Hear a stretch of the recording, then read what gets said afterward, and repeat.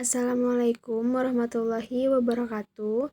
Perkenalkan, di sini kami dari kelompok 5 akan mempresentasikan materi bab 7 tentang hubungan non-linear.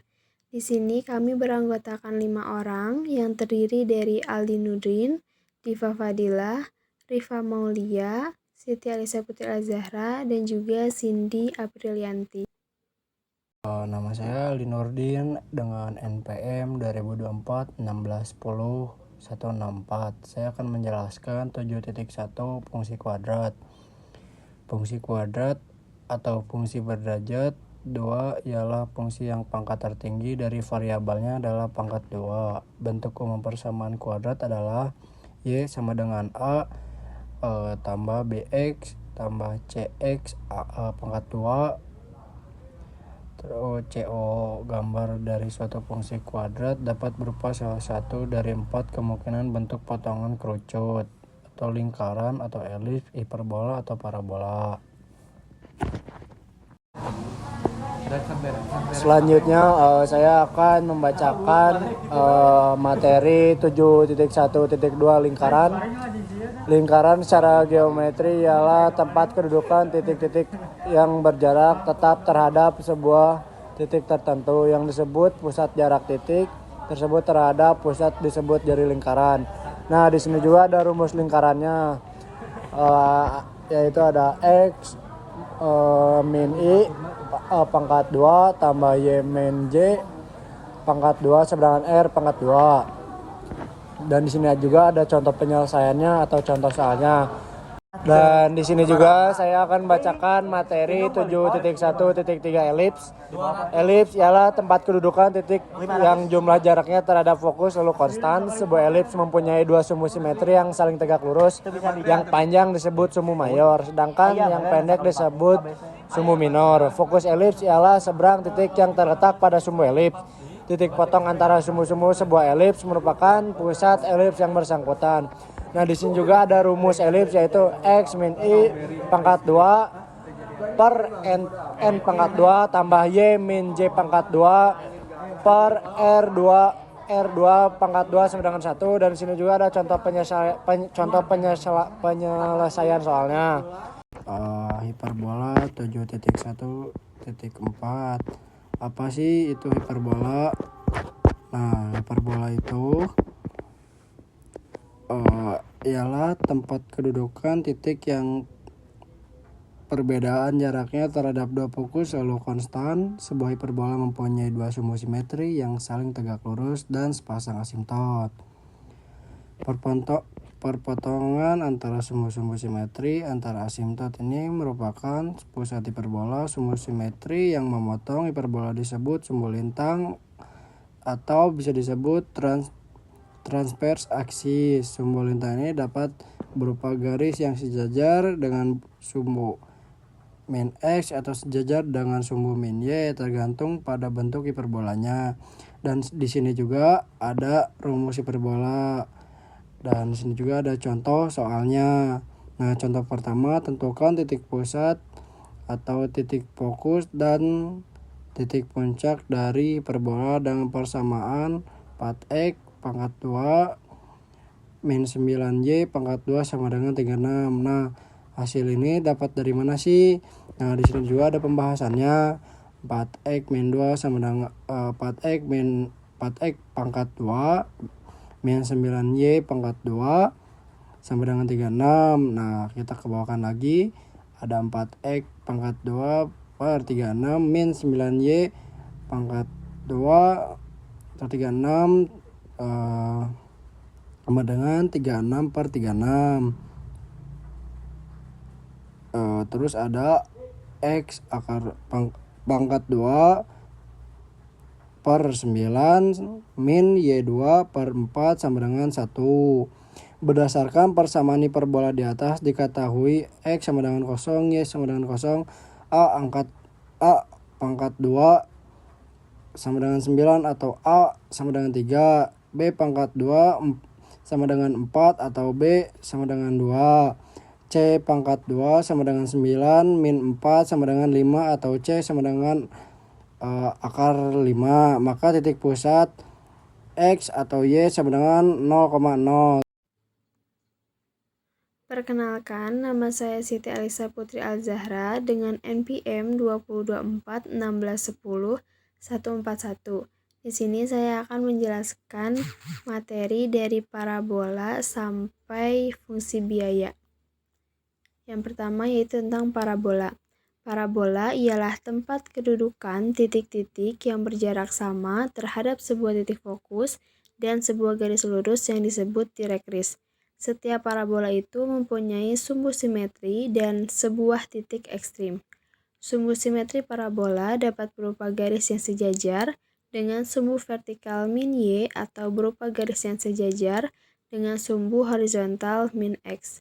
Titik ekstrim parabola tak lain adalah titik potong antara sumbu simetri dan parabola yang bersangkutan. Di sini ada rumus titik ekstrim parabola I dan J, yaitu adalah kurung buka min B per 2A kurung tutup, koma, kurung buka B kuadrat dikurangi 4AC per min 4A kurung tutup. Lalu fungsi kubik. Fungsi kubik atau fungsi berderajat 3 ialah fungsi yang pangkat tertinggi dari variabelnya adalah pangkat 3.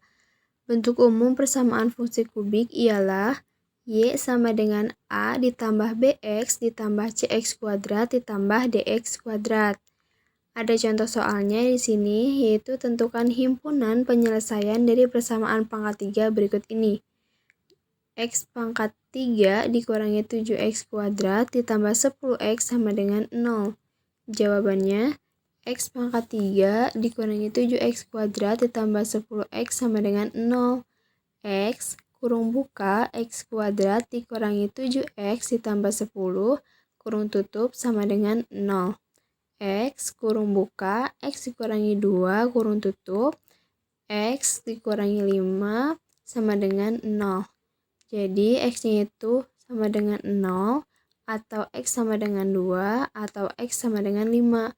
Jadi himpunan penyelesaiannya itu adalah 0, 2, 5.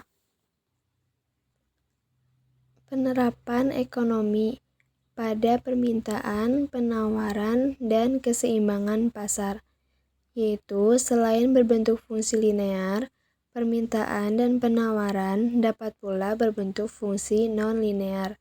Fungsi permintaan dan penawaran yang kuadratik itu dapat berupa potongan lingkaran, elips, hiperbola, maupun parabola. Cara menganalisis keseimbangan pasar untuk permintaan dan penawaran yang non-linear sama seperti halnya dalam kasus yang linear. Keseimbangan pasar ditunjukkan oleh kesamaan QD sama dengan QS pada perpotongan antara kurva permintaan dan kurva penawaran.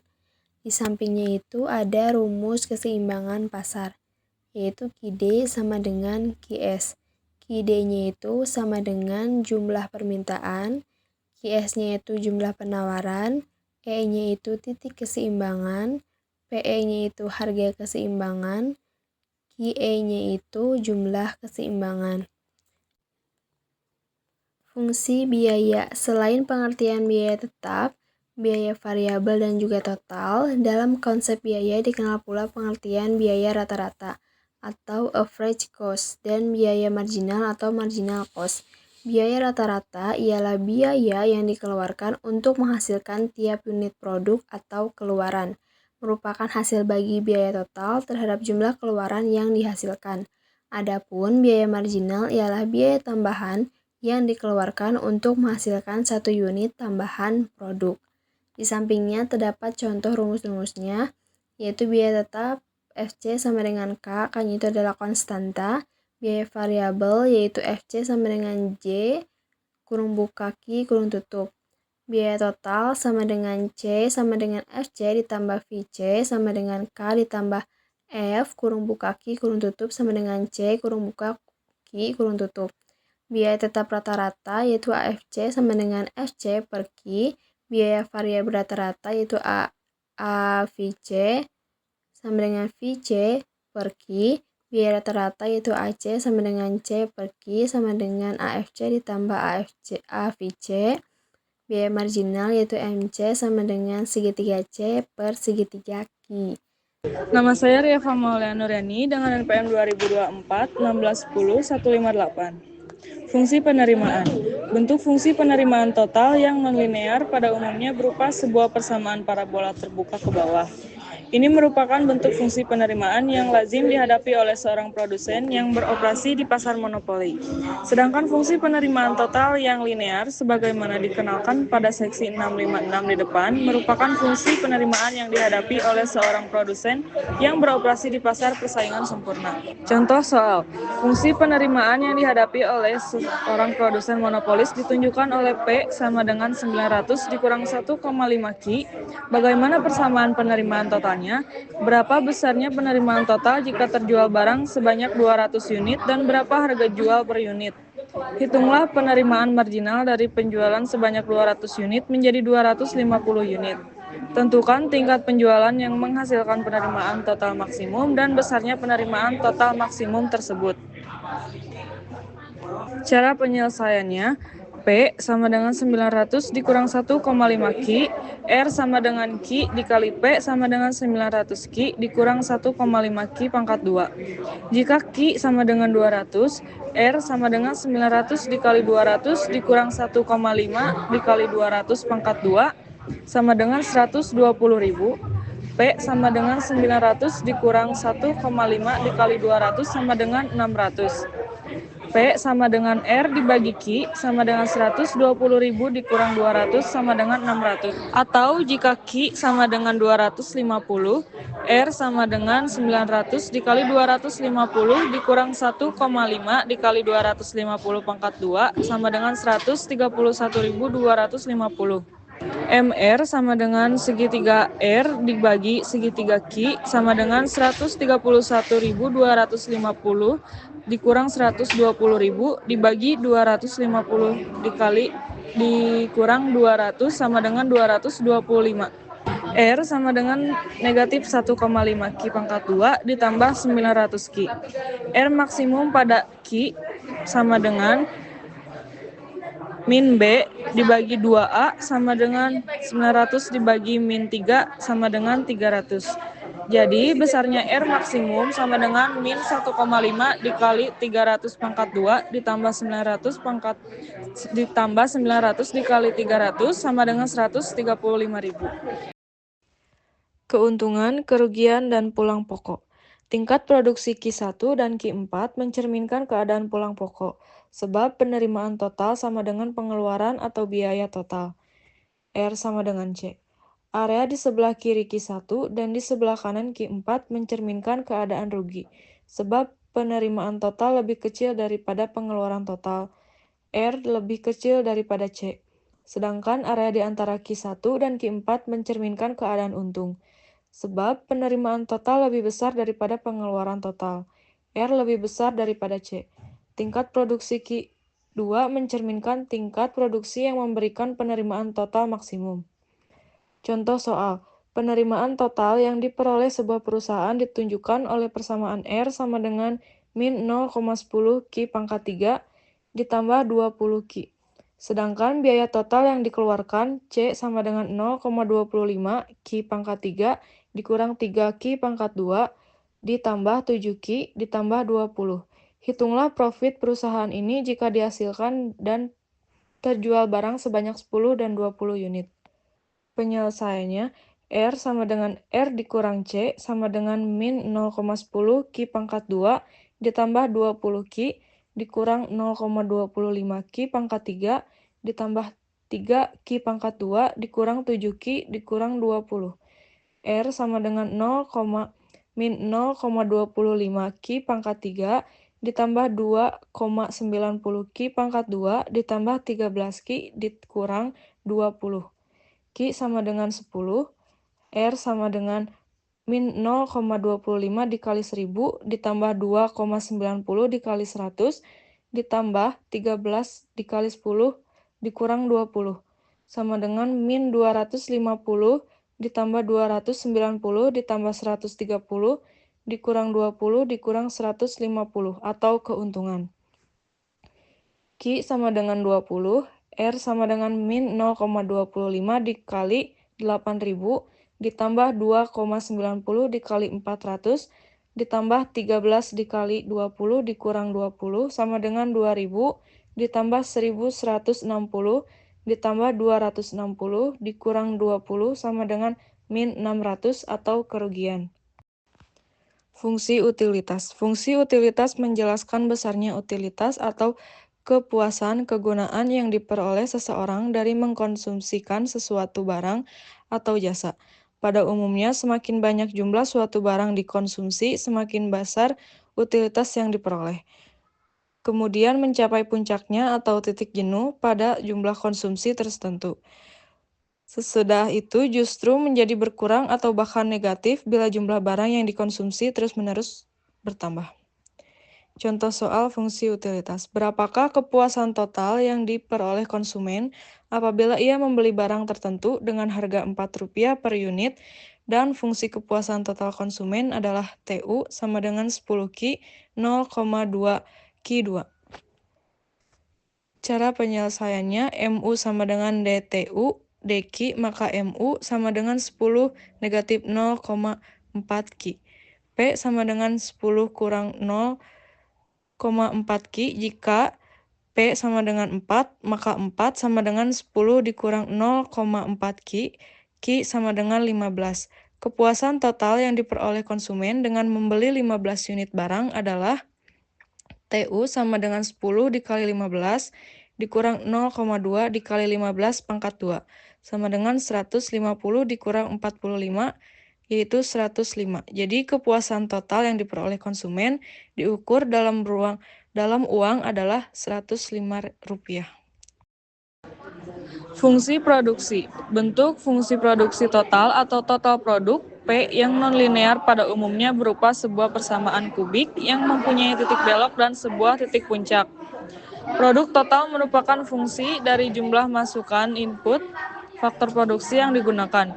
Fungsi produksinya dapat dinyatakan dengan notasi P sama dengan F dikali X. Contoh soal, diketahui fungsi produksi suatu komoditas adalah TP sama dengan 12L pangkat 2 dikurang 0,2 L pangkat 3, di mana Q adalah produk yang dihasilkan dan L adalah faktor produksi. Tentukan nilai TP pada saat maksimum. Cara penyelesaiannya. TP akan mencapai nilai maksimal jika MPL sama dengan 0. MPL sama dengan 24L dikurang 0,6 L pangkat 2 sama dengan 0. 24 dikurang 0,6 L dikali L sama dengan 0. 24 sama dengan 0,6 L sama dengan 40. Terdapat dua kemungkinan nilai L yang merupakan solusi dari persamaan di atas yaitu L1 sama dengan 0 dan L2 sama dengan 40. Pada saat L sama dengan 0, maka tidak ada produksi sama sekali. L1 sama dengan 0 bisa diabaikan. Pada saat L sama dengan 40, TP sama dengan 12 dikali 40 pangkat 2 dikurang 0,2 dikali 40 pangkat 3 sama dengan 6.400 unit. Perkenalkan, nama saya Cindy Aprilianti, NPM 2024 1610 160. Oke, selanjutnya kurva transformasi produk. Kurva transformasi produk atau Product Information Curve ialah kurva yang menunjukkan pilihan kombinasi jumlah produksi dua macam barang dengan menggunakan masukan yang sama sejumlah tertentu. Kurva ini dikenal dengan sebutan kurva kemungkinan produksi atau Production Possibility Curve. Kurva transformasi produk yang kuadratik dapat berupa potongan-potongan lingkaran, elips, hiperbola, maupun potongan parabola. Lanjut, model distribusi pendapatan Pareto. Menurut Vilfredo, jumlah penduduk dari suatu populasi A yang berpendapatan melebihi X adalah N sama dengan A per X pangkat B, di mana A sama dengan populasi total, B sama dengan parameter populasi, X sama dengan batas pendapatan tertentu, N bagian dari populasi yang berpendapatan melebihi X. Oke, selanjutnya fungsi eksponensial. Fungsi eksponensial ialah fungsi dari suatu konstanta berpangkat variabel bebas. Bentuk fungsi eksponensial yang paling sederhana adalah y sama dengan n pangkat r. Bentuk fungsi eksponensial yang lebih umum adalah y sama dengan ne pangkat tc ditambah c. N kurang lebih 0, K, C sama dengan konstanta. Contoh soal, tentukan titik potong kurva eksponensial Y sama dengan min 3E pangkat 2X ditambah 6 pada masing-masing sumbu dan hitunglah F4. Untuk Y sama dengan 0, 3E pangkat 2X sama dengan 6, 2X ln E sama dengan ln 2,2X sama dengan 0,69, X sama dengan 0,35. Untuk X sama dengan 0, Y sama dengan min 3E pangkat 0 ditambah 6 sama dengan min 3 ditambah 6 sama dengan 3. Jika X sama dengan 4, Y sama dengan min 3E pangkat 8 ditambah 6 sama dengan min 3 2980,96 ditambah 6 sama dengan min 8936 min 8,87. Pola kurvanya seperti kurva pada gambar 7 min 24 A dengan asimtot Y sama dengan 6, memotong sumbu min X pada 0,35 dan memotong sumbu min Y pada 0,3. Nah, fungsi logaritmik. Fungsi logaritmik merupakan kebalikan dari fungsi eksponensial. Variabel bebasnya merupakan bilangan logaritma. Bentuk fungsi logaritmik yang paling sederhana, Y sama dengan n log X. Bentuk fungsi logaritmik yang lebih umum adalah Y sama dengan A ln 1 tambah X ditambah B. Oke, perkenalkan, nama saya Adi Papadilla. Saya akan melanjutkan pematerian tadi, yaitu penerapan ekonomi. Yang pertama, model bunga Banyemuk. Dalam seksi 432, di depan telah dijelaskan bahwa untuk menghitung jumlah di masa datang dari jumlah sekarang suatu pinjaman atau tabungan, kita dapat menggunakan model bunga Banyemuk. Berikut rumusnya ada Fn sama dengan P, kurung buka, 1 tambah I per M, kurung tutup, MN. Berikut juga ada contoh soalnya, bisa kalian pelajari.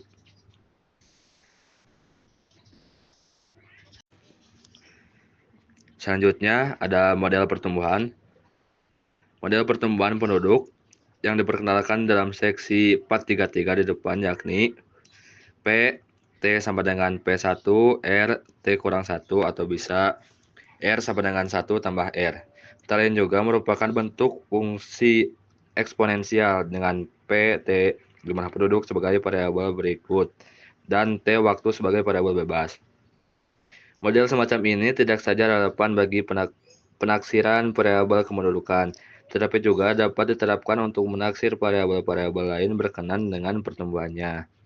Agar model di atas dapat diterapkan secara umum terhadap segala macam variabel, sehingga jalan pikiran kita tidak semata-mata terpaku pada persoalan kependudukan, maka perlu dilakukan sedikit perubahan notasi menjadi NT sama dengan N1 RT min 1. Atau bisa R sama dengan 1 tambah R. Di mana N melambangkan variabel yang sedang diamati. R ialah presentase pertumbuhannya per persatuan waktu tertentu. Sedangkan T adalah indeks waktu. Selanjutnya ada kurva Gompers. Model pertumbuhan yang tepat untuk diterapkan adalah model pertumbuhan Gompers. Model ini didasarkan atas bentuk atau pola kurva Gompers yang bentuk persamaannya, di mana N melambangkan jumlah variabel tertentu yang sedang diamati. R melambangkan tingkat pertumbuhan rata-rata dalam kurung 0 kurang dari R kurang dari 1 kurung tutup. A melambangkan proporsi pertumbuhan awal. C melambangkan batas jenuh pertumbuhan N merupakan asimptot atas. Sedangkan T adalah indeks waktu. Berikut juga ada contoh soalnya. Bisa kalian amati dan pelajari. Selanjutnya ada kurva belajar. Dinamakan demikian karena memang semula diterapkan untuk mengamati hal-hal yang berhubungan dengan kegiatan belajar. Dalam ekonomi, kurva belajar cocok untuk menggambarkan perilaku produksi dan biaya dalam hubungannya dengan variabel waktu. Berikut juga ada contoh soalnya. Saya bacakan, biaya total per tahun dalam jutaan rupiah yang dikeluarkan oleh sebuah perusahaan ditunjuk oleh persamaan C sama dengan 10 kurang 4. E 0,1 T. Berapa juta rupiah biaya total yang dikeluarkan pada permulaan operasi? Hitunglah biaya per tahun yang dikeluarkan setelah perusahaan beroperasi selama 7 tahun. Biaya total pada tahap permulaan sama dengan 10 kurang 4 sama dengan 6 juta rupiah. Biaya per tahun setelah 7 tahun. Terus C sama dengan 10 sama dengan 4 min 0,7. Terus bawahnya C sama dengan 10 kurang 4 kurung buka 0,4966 kurung tutup sama dengan 10 kurang 1,9864 sama dengan 8,0136 sekitar 8 juta. Berdasarkan persamaan kurva belajar adalah sebagai berikut. Kurvanya mirip dengan kurva eksponensial pada gambar 7.24b. Oke, dan yang terakhir ada model efisiensi Wright. Untuk menekankan pengeluaran guna memperoleh margin keuntungan yang lebih besar, produsen selalu berupaya meningkatkan efisiensi produksinya. Salah satu bentuk peningkatan efisiensi yang dapat dilakukan adalah berupa penghematan waktu produksi. Menghasilkan barang dengan waktu produksi rata-rata yang lebih singkat. Berdasarkan penelitian terhadap jumlah kasus produksi, T.P. Wright menemukan bahwa setiap kali produksi dilipat gandakan dalam kurung dinaikkan dengan 100%, waktu produksi rata-rata